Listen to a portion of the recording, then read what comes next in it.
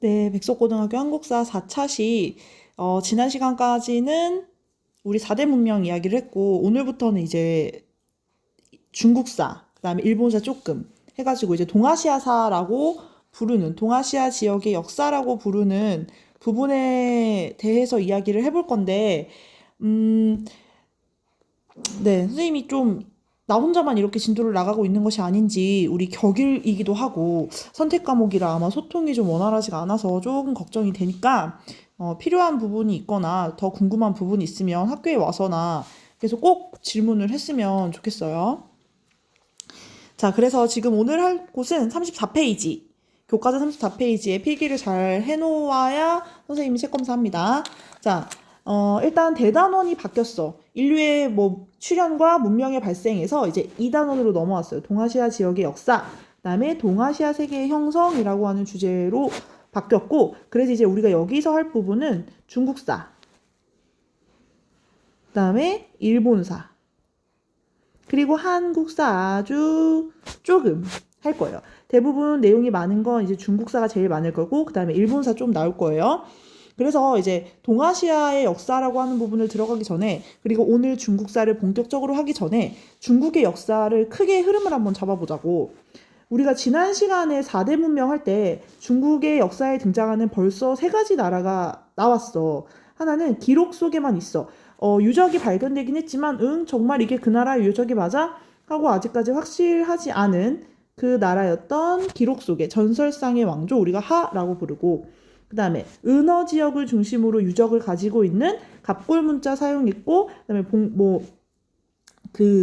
처음에 이제 청동기 문화, 우리가 문명할 때 제일 중요하다고 등장했던 나라가 상.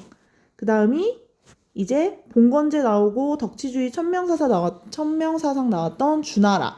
해서 사실은 오늘은 어느 나라부터 시작이냐면 여기에 나오는 것처럼 주나라부터 시작이기는 해요. 자, 그런데 이 주나라가 오늘 우리가 배울 내용인 어느 시대로 넘어간대? 춘추 전국시대로 넘어간대. 그래서 이 주나라가 다음에 이제 뭐가 오냐면 춘추 전국시대가 와요. 혼란의 시기야. 여러 나라가 난립하는 시기야. 나라가 많이 세워지고 금방금방 없어지는 전쟁이 일상처럼 반복되는 시기예요. 이 혼란의 시기, 혼돈의 시기를 통일한 게 바로 진시황의 진나라. 근데 이제 진나라가 여러 가지 이유로 얼마 못 가. 금방 무너지고 그 다음 등장하는 게 한나라야. 근데 여기에서 한나라는 조금 더 쪼개보면 사실은 한나라는 전한이 있고 후한이 있어. 전한은 무슨 한이야? 먼저 한이고 후한은 나중에 만들어진 그 다음 한이라서 후한이야. 그런데 또 요 전한과 후한 사이에 왕망이라는 자가 세운 신이라는 나라가 있기는 해. 일단은 큰 틀은 어디야? 한나라야. 이 한나라는 지금 이제 중국 문화에 기틀이 된 나라지. 그래서 이 한나라 중에서도 후한이 망하고 나서 시작되는 게 혹시 들어봤을 수 있어. 위촉오라고 부르는 비로소 우리가 삼국지라는 소설 읽어본 사람도 있고 안 읽어본 사람도 있고 제목만 들어본 사람도 있을 거예요. 여기가 나오는 요 시기가 등장하고 이 위나라가 결국에는 촉과 오를 모두 통합하고 진나라로 탈바꿈하게 되는데 이 진나라가 만리장성 이남에 자리 잡았던 그 시기에 만리장성 북쪽에 살았던 우리가 이른바 이민족 혹은 오랑캐라 부르는 민족들이 침입을 하는데 여기에서는 이게 오랑캐 호자를 써서 우리가 호라고 하고 몇 개의 오랑캐? 5개의 오랑캐가 침략했다 해가지고 이 오호의 침략을 피해서 이 진나라가 어디로 가냐면 남쪽으로 이사를 가요. 그래서 이 이사간 진나라를 동진이라고 부르고 그러면 여기 있는 진나라를 뭐라고 부르겠니? 서진이라고 불러. 그러면서 이 남쪽에는 한족애, 그러니까 이 원래 중국 만리장성 이남에 살던 중국 애들과 북쪽에는 지금 호야, 오랑캐, 이민족이 쳐들어왔어. 그래서 얘네들이 뭐 하냐면 5개의 호가 16개의 나라를 만든 사실상 어떤 약간의 혼란의 시기 5호 16국 시대와 남쪽의 한나라가 왕조를 만드는 시기가 이제 겹쳐서 같이 흘러가는 거야. 그래서 우리가 이 시기를 뭐라고 부르냐면 위, 진, 그 다음에 여기에 남조시대의 동진부터 그 다음에 5호 16국부터 시작되는 북조시대라고 불러. 그러면서 이 5호 16국을 누가 통일하냐면 선비족인 부귀가 통일해. 그리고 이 동진은 나중에 송나라가 되고 이제 송나라가 망하고 이제 여기에서도 나라가 세워지고 망하는 게 금방금방이야. 그 동진이 망하고 송이 들어서고 송이 망하고 제나라가 들어서고 제가 망하고 양나라가 들어서고 양이 망하고 진나라가 들어서는 이 상황. 여기가 남조의 역사가 이렇게 흘러가고 같은 시기에 북조는 부귀가 5호 16국 시대를 통일해. 이 선비족 5호 중에 하나였던 선비족이 북이라는 나라를 만들면서 이 5호의 혼란의 시기를 통일하는데 이 북이는 근데 안타깝게도 다시 서위와 동위로 나누어집니다. 그래서 이 서위는 북주, 그 다음에 이 동위가 북제가 되죠. 네, 그래서 서위는 북주가 되고 동위는 북제가 돼서 결국에는 이 북주가 북제를 통합해가지고 나중에 뭐가 되냐면 들어봤을 수도 있어. 수나라가 돼. 그러니까 이 모든 혼란기를 전부 다 통일한 건 어느 나라야? 수나라야. 근데 이게 약간 진나라랑 데자뷰야. 얼마 못 가서 금방 망하고 당나라가 들어서게 합니다. 그리고 이 당나라는 좀 오래 가긴 하는데 그 다음에 당나라도 이게 뭔가 오마준지 뭔지 다시 5대 10국이라는 여러 민족들이 많은 나라들을 만드는 이 혼란기에 또다시 접어들게 돼.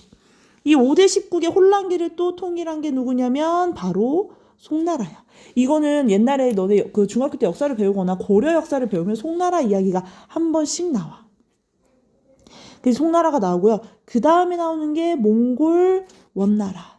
그 다음에 조선시대와 역사를 함께하는 명나라. 그 다음에 조선말 청나라. 그리고 이제 현재 뭐가 나와? 중화민국이 나오지. 그리고 이 송나라와 함께 이제 이 원나라도 사실은 몽골이라고 해서 우리가 오랑캐 이민족이라고 부른단 말이야. 이때 함께 했던 게 누구였냐면 거란의 요나라와 여진의 금나라가 이제 요 시기에 같이 나와요. 요 송나라 있던 시기에. 이게 대략적인 중국 역사의 흐름이야. 이 교과서에 이렇게 잘 써놓으세요. 그럼 얘들아 오늘 우리가 할 부분은 어디야? 요 정도 되겠다. 그지? 요 정도 되겠다. 그래서 사실은 동아시아 세계의 형성이라고 딱 말하는 부분은 한나라의 문화가 동아시아 각국에 많이 퍼지기 때문에 한나라 때 오면 동아시아 세계가 비로소 형성된다 해서 이 큰 주제가 한나라, 우리 뒤에 오는 한나라까지 갑니다. 자, 본격적으로 오늘 자, 춘추전국 시대라는 것은 보면 주나라는 시간이 지날수록 왕실과 제후 간의 혈연적 유대가 약해졌다. 왕실과 제후 간의 혈연적 유대로 이루어진 지방 지배 체제가 뭐였냐면 봉건제였지. 처음에는 왕실이나 아니면 그때 당시에 이제 주나라가 세워질 때 공을 세운 공신들한테 땅이 너무 넓어졌어. 이 황제가 혼자 아직까지 얘들아 취소, 황제라는 명칭은 없다. 이 왕이 혼자 주변 지역을 다스리기가 너무 어렵다. 나와 혈연 관계에 있는 왕실의 가족들, 그다음에 제후들에게 땅을 나눠주겠다 했던 게 봉건제였지. 그런데 사실은 이게 시간이 지나면 지날수록 왜 우리도 사촌은 가깝지만 혹은 사촌도 요새는 안 가까운 경우가 많지. 사촌 형제도. 사촌은 좀 가깝지만 그 사촌의 자식들인 육촌 사이에는 조금 거리감이 있어. 그러니까 점점 이게 시간이 지나면 지날수록 그 혈연의 범위가 넓어지면서 점점 그 유대 관계가 약해지지. 그러면서 어차피 내가 제후긴 한데 우리 아버지의 아버지는 나와 왕이 아는 사이였지만 이제 와서 나는 저 왕과 아는 바가 없어. 그래서 그냥 이 제후들이 어떻게 하는 거야? 왕을 좀 따른다기보다는 그들의 세력을 키우기 시작하는 거야.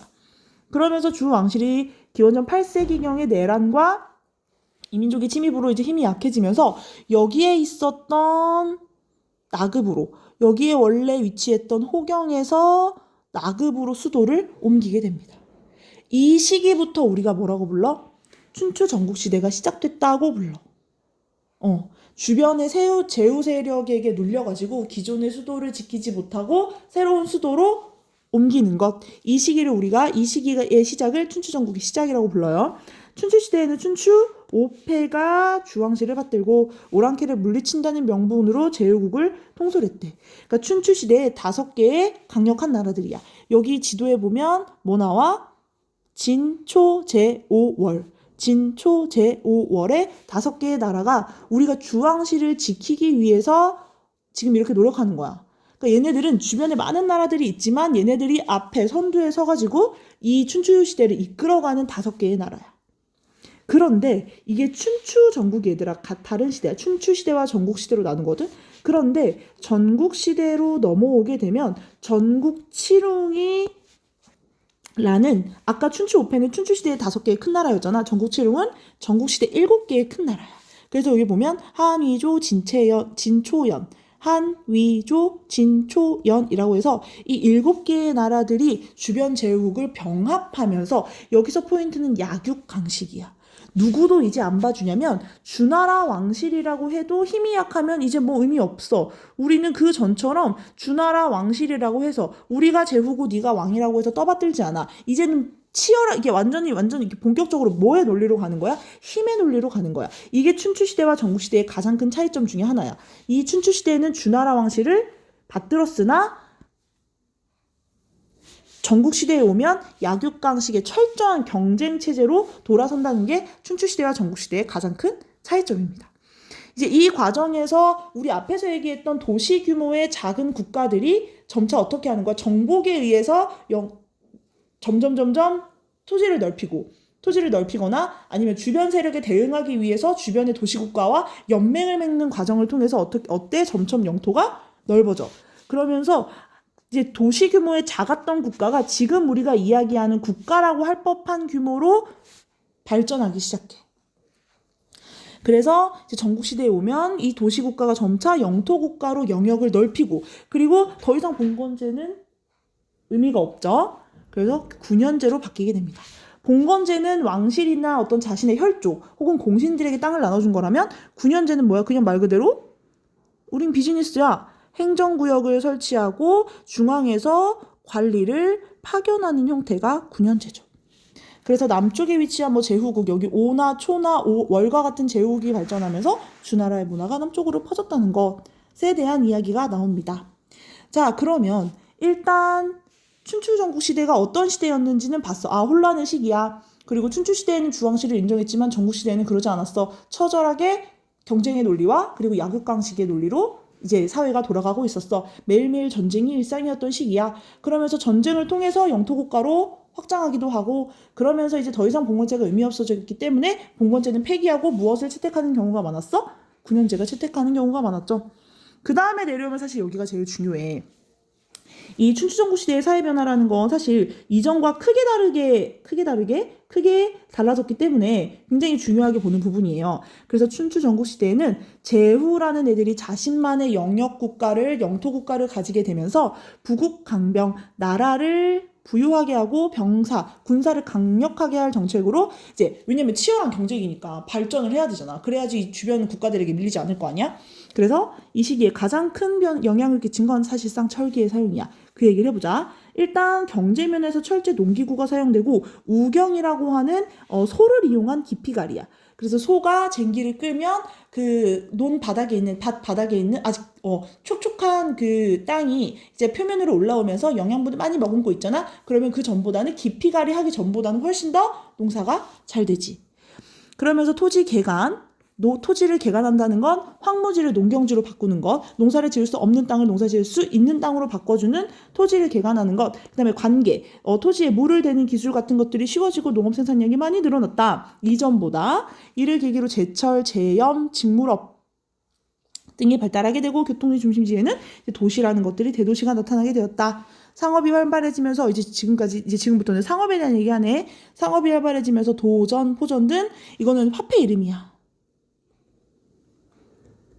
도전과 포전이라는 화폐 같은 것들이 유통되기 시작했고 토지의 사유화가 진전돼서 소농민 가족이 사회 기초 단위가 되고 이러한 변화를 바탕으로 신분 질서가 개편되어 무엇이 등장했대? 산농공상이라는 개념도 나타나게 되었다. 지금 무슨 얘기하냐면 농경의 발달로 인한 발달이 가져온 사회 변화를 이야기하고 있어. 어느 측면에서 지금 이야기해 우리? 농업도 당연히 발달했고, 그 다음에 상업도 발달했고, 그 다음에 여기 나오면 공업도 발달했지. 사실 제철이나 제염, 직물업 같은 것들을 상업의 범주에 넣기는 좀 어렵죠. 그래서 뭐 제철, 제염, 소금, 그 다음에 직물업, 시리 조용히 하세요. 자, 직물업 같은 것들이 발달하기 시작했다는 얘기를 여기에서 하고 있는 거야. 그러면서 이러한 직이 생겼잖아. 직업이 생겼잖아. 그러면서 이러한 변화를 바탕으로 신분 질서가 다시 편성되면서 사는 선비, 농은 농민이지, 공은 수공업자, 상은 상업 해서 이러한 개념이 나타나기 시작했다. 사실 여기 뒤에 보면 한 번 더 나와. 사라는 개념이 나오고, 전쟁은 규모가 커지고 빈도가 잦아져. 그냥 매일매일이 전쟁이야. 그러면서 무기까지 뭘로 사용해? 철제 무기를 사용하게 되면서 전쟁의 주력이 원래는 너네가 그 서양의 고대 그 문화를 다룬 그런 왜 옛날에 그런 영화 트로이나 아니면 그때 시기에 그런 영화를 보면 그 귀족들이 전차의 뒤에 이렇게 매달려 타가지고 그 싸우는 모습을 볼 수 있어. 근데 이게 제일 중요한 게 뭐냐면 이게 전차전에서 보병전으로 바뀌었다는 게 굉장히 중요하거든. 왜냐면 일단 전쟁에 참여하려면 전차가 필요하잖아. 그럼 전차를 끌 뭐도 필요해? 말도 필요해. 그러니까 결국에는 옛날에는 전쟁을 참여한다는 것 자체가 높은 신분을 의미했었는데 근데 이제 철제 무기를 사용하게 되면서 이전보다는 백성들이 무장하기가 쉬워진 거야. 철은 그래도 구하기가 쉬우니까 청동 같은 것들보다는. 그러면서 이제 말이 있고 전차가 있는 귀족들만 전쟁에 참여하는 게 아니라 그냥 철제 무기가 있는 일반 백성들도 전쟁에 참여하는 수가 있게 된 거야. 그러면서 어때? 야, 내가 나라를 위해서 이렇게 열심히 지금 희생을 했는데 니네 우리한테 이런 것도 못 해줘? 하면서 어떤 사회적 지위의 향상까지 가져오게 되었다는 게 춘추전국시대의 사회 변화의 가장 큰 흐름 중에 하나야. 자, 그러면 이제 이때에 나오는 여기 이런 거 나오죠. 철제 농기구와 우경이 등장했다. 뭐 철제 농기구 황무지개 간에 도움을 주고 철기를 덧댄 단단한 농기구를 사용해 토지를 더욱 깊이 갈 수 있었다. 이거 아버 선생님이 다 앞에서 한 내용이지. 읽어보면 돼요. 자, 그 다음에 제자백가의 출현 들어본 적 있어. 우리가 제자백가는 못 들어봐도 얘들아 뭔 또 들어봤는지 알아? 공자 여기 나오지. 공자 맹자는 들어봤어. 이 공자맹자를 합쳐서 뭐라고 하냐면 육아라고 해. 그 다음에 상한과 한비자 이런 애들을 합쳐서 법가라고 해. 그리고 노자, 장자 뭐라고 하냐면 도가라고 해. 그 다음에 사실 한 번도 들어본 적 없거나 사실 중학교 때 어쩌면 들어봤을 법도 한 게 뭐냐면 묵가야. 묵가의 대표자는 묵자야. 그래서 이 사람들이 도대체 갑자기 왜 나와요? 선생님 갑자기 왜 공자맹자 타령인가요? 라고 하면 이 사람들이 이 시기에 처음 출연해. 왜 출연하냐면 이 시기는 이른바 무슨 시기? 혼란과 혼돈의 시기야. 매일매일 전쟁하고 나라가 있었다가 없어지고 우리 왕이 죽고 뭐 우리 남편도 죽고 가족도 죽고 매일매일이 어떤 고통의 시기야. 그렇게 되면서 뭐 하냐면 여기에서 제일 중요한 포인트는 이 각박한 현실을 어떻게 타개할 것인가, 이 현실을 어떻게 극복해 나갈 것인가 하면서 여러 사상가들이 등장해가지고 그 대안을 제시하는 거야. 이 지금 어려운 세상을 타개하려면 이러이러한 방법이 필요하다 해가지고 그걸 말한 사람들이 이 사람들 공자, 맹자, 상황, 한비자, 노자, 장자, 그다음에 묵자까지. 그래서 여기 보면 이 사람들 특히 뭐라고 부르냐면 사계층이라고 부른다. 그래서 국적이나 신분과 관계없이, 왜냐면 국적은 별로 의미가 없어. 매일매일 바뀌는 게 국적인걸? 그러면서 신분과 관계없이 유능한 인재가 관료로 임명되었다.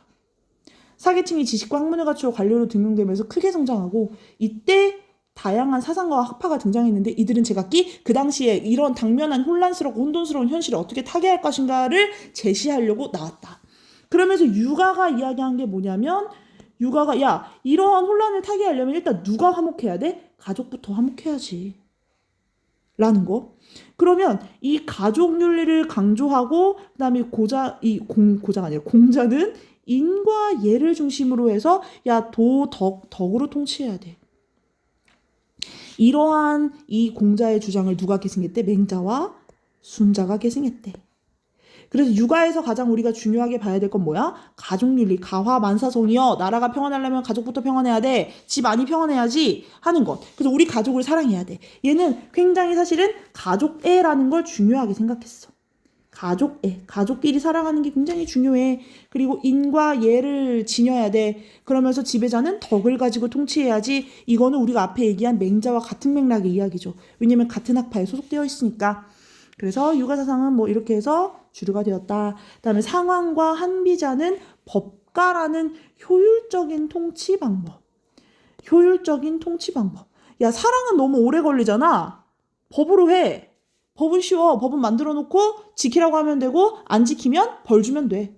그래서 법을 강조해. 그래서 법가야. 그러면서 뭐야? 강력한 왕권 확립을 원하는 제후들로부터 환영받았다. 법은 누가 만들어? 일반 백성이 만들어? 아니지. 법은 지배층이 만들죠. 그래서 이 법가는 강력한 왕권 확립을 원하는 제후들로부터 환영을 받았고, 그리고 훗날 이러한 법가는 누구에게도 영향을 줘? 진시황에게도 영향을 주죠. 그다음에 노자와 장자로 대표되는 도가는 이 각박한 세상을 헤쳐나가기 위해서는 우리 욕심을 버려야 돼. 자연과 하나가 되고 이 욕심을 버리고 이 큰 정부도 안 돼. 우리는 그냥 자연스럽게 물 흐르는 대로 이거 뭔가 하려고 경쟁하고 치열하게 아등바등 할 필요 없어. 그냥 가만히 있으면 돼. 그래서 정신적인 자유, 자연과의 조화를 강조했대. 그럼 도가는 이후 중국인의 자연관이나 회화시 등에 큰 영향을 끼쳤다라는 거. 그 다음에 묵가의 대표자인 묵자는 차별 없는 사랑. 이거 나오니까 뭐 생각나? 앞에 나오는 공자 생각나지. 이 묵자는 무엇에 굉장히 반대했냐면 공자의 가족윤리. 가족만 사랑하면 안 돼. 우리 가족 말고 그냥 가족 이건 아니건 상관없이 모든 사람을 사랑해야 해. 라는 묵자의 사상이 있었고, 그리고 서로서로 도와서 우리는 평화를 추구해야 해. 라는 게 묵자의 의견이야. 그러면서 이러한 여러 사상가들의 사상을 당시에 이제 제후들이, 당시에 국가를 통치하던 지배자들이 선택하는 거야. 그래서 이 말이 그 말이야. 전국시대 말이 되면 제자백가 사상은 각기 다른 학파의 사상을 받아들여 절충하는 방향으로 나아갔다는 거. 그래서 얘들아, 여기의 내용은 그냥 읽어보면 돼. 그래서 여기 아까 선생님이 앞에서 맹자 얘기했던 덕 이야기가 나오고, 그다음에 다른 것들은 뭐 금방 우리가 이야기한 것들이니까 한번 읽어보고, 그래서 여기에 같은 이런 내용들도 한번 읽어보세요. 제후국이 난립한 까닭은 무엇일까? 왜 이렇게 주나라에서 다른 제후국들이 막 여러 가지 나라들이 난립하게 되었느냐를 생각해보고, 그다음에 농업 생산량이 증가한 까닭, 이건 얘기해볼 수 있을 것 같아. 그다음에 전국시대 제후들로부터 법가가 큰 호응을 얻은 까닭을 이것도 얘기할 수 있을 것 같아. 1번은 조금만 생각하면 알 수 있을 것 같거든. 이것도 한번 생각해서 옆에다 적어보세요. 얘들아, 오늘은 아마 앞에 그 중국사를 개관하는 부분이, 이 부분이 많은 시간을 차지하지 않았나. 선생님이 다음 시간에 진짜 20분 안으로 컷 해볼게. 오늘은 여기까지 하겠습니다.